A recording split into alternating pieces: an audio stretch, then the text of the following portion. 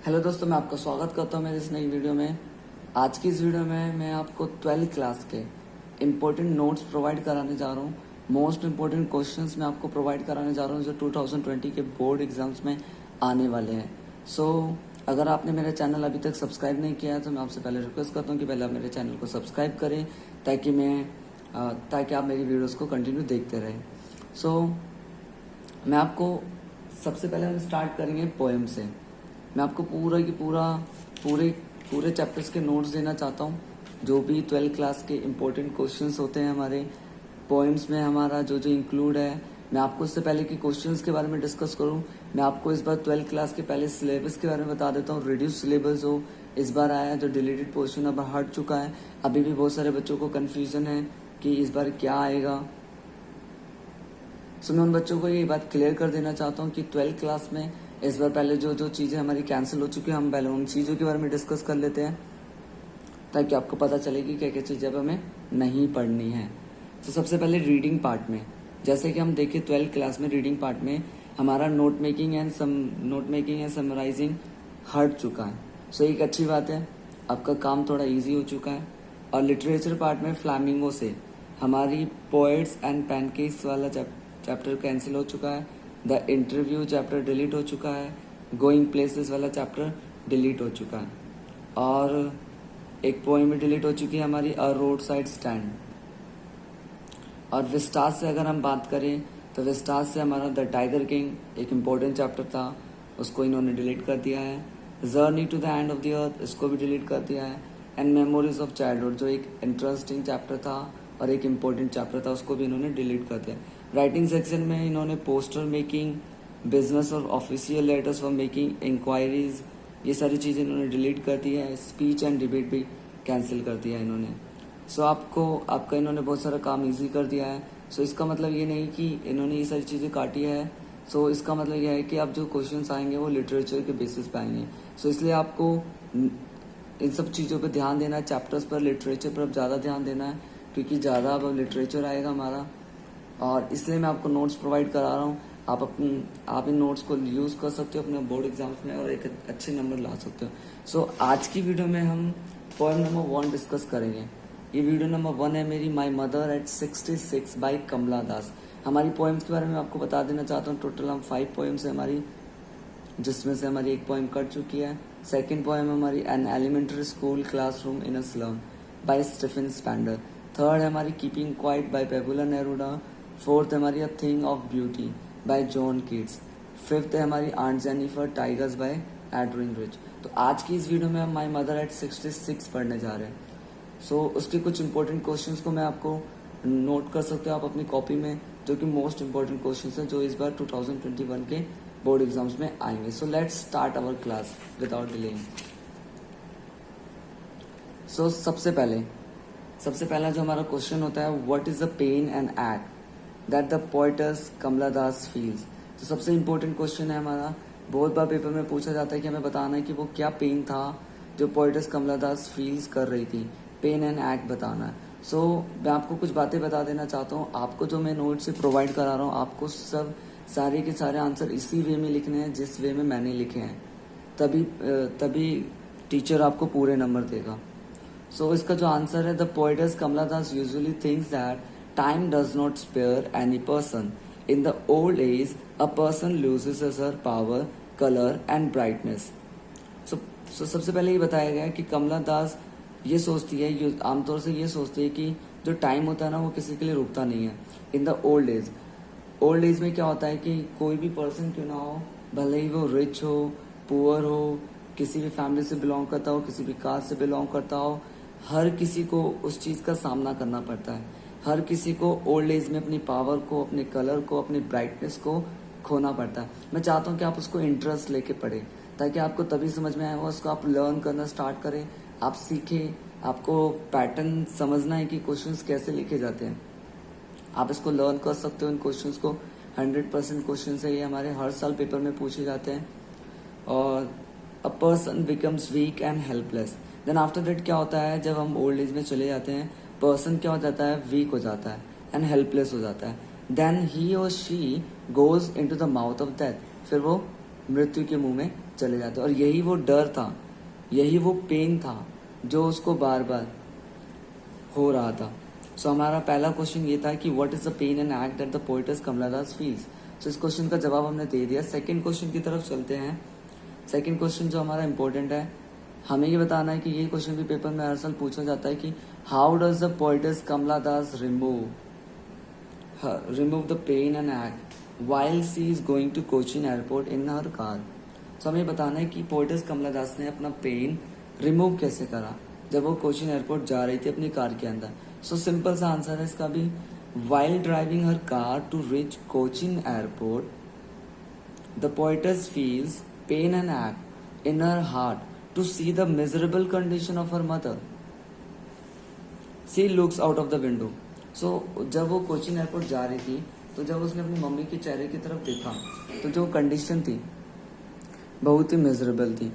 उसको देखकर वो पेन एंड एक्ट उसके हार्ट में आया। अब क्वेश्चन यह है कि उसने रिमूव कैसे करा। तो सिंपल सिर्फ दो चीजों को लिखना है। She looks out of the window of the car at the fast running trees and happy children coming out of the houses for playing. तो उसने क्या करा, उसने अपने पेन एंड एक्ट को रिमूव करने के लिए when she was driving her car to reach Cochin airport she looks out of the window of the car and happy children coming out of their houses. At that time her pain and ache go away from her mind. So ये वाला question भी हमारा हर साल पूछा जाता है paper में। जितने भी क्वेश्चंस मैंने आपको मेंशन करे हैं वो मोस्ट इंपॉर्टेंट क्वेश्चंस है। मैंने इनको बहुत 10 साल के बोर्ड एग्जाम्स के बेसिस पर इनको प्रिपेयर करा है। ये क्वेश्चंस हर साल आते हैं पेपर में। सो आप इनको अच्छे से नोट्स बना सकते हो, इनको लर्न कर सकते हो। क्वेश्चन नंबर 3 देखते हैं। How does the poetess Kamala Das contrast the atmosphere inside the car with the activities going outside the car. तो इस क्वेश्चन को देखते हैं। तो इस क्वेश्चन में हमें डिस्कस करना है कि जो इनसाइड द एटमोस्फियर कैसा था एंड आउटसाइड द एटमोस्फियर कैसा था। ये क्वेश्चन भी हर बार पूछा जाता है। Inside the car the atmosphere is fearful and full of sadness। क्यों था inside the car atmosphere fearful and sadness था? क्योंकि the old mother of the poetess is looking like a dead body without having energy and brightness. The atmosphere outside the car is looking full of happiness and brightness because the trees are moving and the children are playing in happy mood। तो ये वाला question भी हर साल पूछा जाता है कि inside the atmosphere बताओ कार के अंदर का एंड आउटसाइड द एटमोस्फेयर बताओ। तो दोनों के बीच में हमें कंपैरिजन करनी थी कि इनसाइड द एटमोस्फेयर कैसा था एंड आउटसाइड द एटमोस्फेयर कैसा था। सो ये भी बहुत सिंपल सा आंसर है। क्वेश्चन नंबर 4 देखते हैं जो आता है पेपर में। Why does the poetess Kamala Das compare her aged mother with late winter's moon. ये एक इम्पोर्टेंट क्वेश्चन है, हमारा मोस्ट इम्पोर्टेंट क्वेश्चन है जिसके बारे में हर साल पूछा जाता है कि पोएटस कमला दास ने अपनी मम्मी के जो फेस था उसको लेट विंटर्स मून से क्यों कंपैरिजन करा। तो जब हम इन क्वेश्चंस के आंसर देते हैं तो आपको इसी वे में लिखना है जैसे मैंने लिखा। आपको याद रखना है, छोटी छोटी बातों का ध्यान रखना है। इन्वर्टेड कोमा का, लेसन के नेम का, मैंने कैसे लिखा है, ऑथर का नाम का। जब भी हम पोएम लिखते हैं तो ऑथर का नाम मेंशन करना होता है, नहीं तो मार्क्स कट होते हैं। क्योंकि ये 12th क्लास है, इसमें आपको पता होना चाहिए एक एक छोटी छोटी चीज़ें मेंशन अच्छे से लिखना होता है। सारा प्रेजेंटेशन का खेल होता है, आप किस वे में लिखते हो तभी आपको पूरे नंबर मिलेंगे। तो इसलिए मैं आपको नोट्स प्रोवाइड कर रहा हूँ ताकि आपको पता चले कि कैसे कैसे आंसर्स लिखने हैं। इस बार हमें जितना पूछा है उतना ही लिखना है, हम कुछ फालतू नहीं लिखना है, नहीं तो मार्क्स आपके कट होंगे। तो इस वाले क्वेश्चन में क्या है, उसने अपनी मम्मी के चेहरे को लेट विंटर्स मून से क्यों कंपैरिजन करा। तो सबसे पहले हम लेट विंटर मून का मतलब बताएंगे। तो द लेट विंटर मून्स जो होता है वो लुक्स हैजी एंड अनक्लियर। वो कैसा होता है, हमारा अनक्लियर होता है। इट लैक्स ब्राइटनेस, उसके अंदर ब्राइटनेस नहीं होती है। In the same way the aged mother of the poetess looks like a dead body having no power and brightness. Therefore the poetess compares her aged mother with the late winter's moon। तो यहाँ पर भी comparison हो रही है। इससे पहले वाले क्वेश्चन में भी हमने कंपैरिजन देखी थी, inside the atmosphere and outside the atmosphere. तो इसमें भी कंपैरिजन हो रही है किसके साथ, लेट विंटर्स मून के साथ। तो हमने देखा लेट विंटर्स मून का जो होता है वो अनक्लियर एंड हैजी होता है और उसके अंदर ब्राइटनेस नहीं होती है। सो उसकी मम्मी के चेहरे को भी इसने अपने चांद के साथ कंपेयर करा है, लेट विंटर्स मून के साथ कंपेयर करा है, क्योंकि इसकी मम्मी भी विदाउट डेड बॉडी की तरह, जिसके अंदर कोई पावर नहीं है, ब्राइटनेस नहीं है, वैसी ही दिखाई दे रही है। फिर क्वेश्चन नंबर 5 हमारा, why are the young trees describe as sprinting. तो ये वाला जो क्वेश्चन है हमारा, ये भी इंपॉर्टेंट है, छोटा सा क्वेश्चन है बट हर साल पूछा जाता है 3 मार्क्स में। तो आपको इसको भी लर्न करना है कि जो यंग ट्रीज होते हैं वो इस चैप्टर में भागते हुए नजर क्यों आ रहे हैं। मतलब स्प्रिंटिंग मतलब होता है हमारा रनिंग करना, तो हमें ऐसा क्यों लगता है कि पेड़ भागते हुए नजर आते हैं। तो दरअसल एक्चुअली बात ये है कि ये हमारे इल्यूजन के कारण होता है। तो इसका आंसर सिंपल है, the young trees are describe as sprinting because of the illusion caused due to the move in the car. Simple, मतलब वो हमें भ्रम हो जाता है, क्या हो जाता है, हमें इल्यूजन हो जाता है कार की वजह से।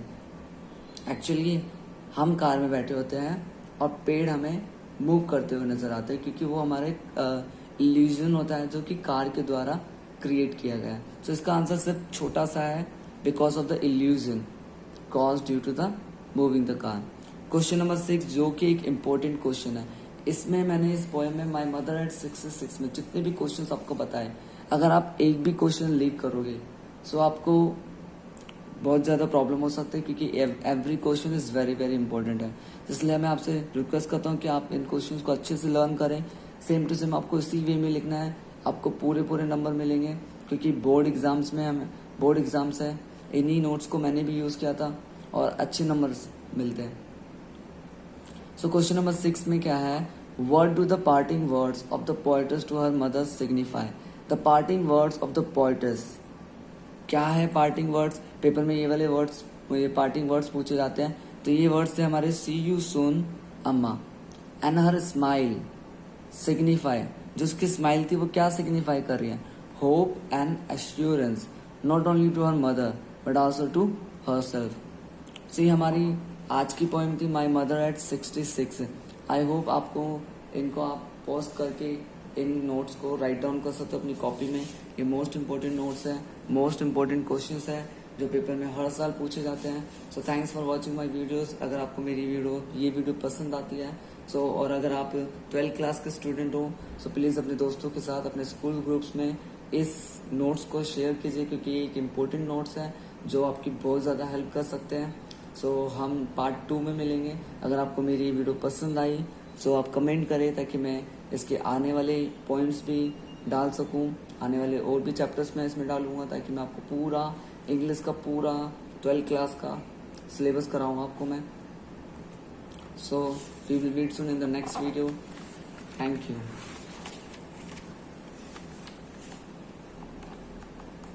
And don't forget to subscribe my channel, Prince Learning Center.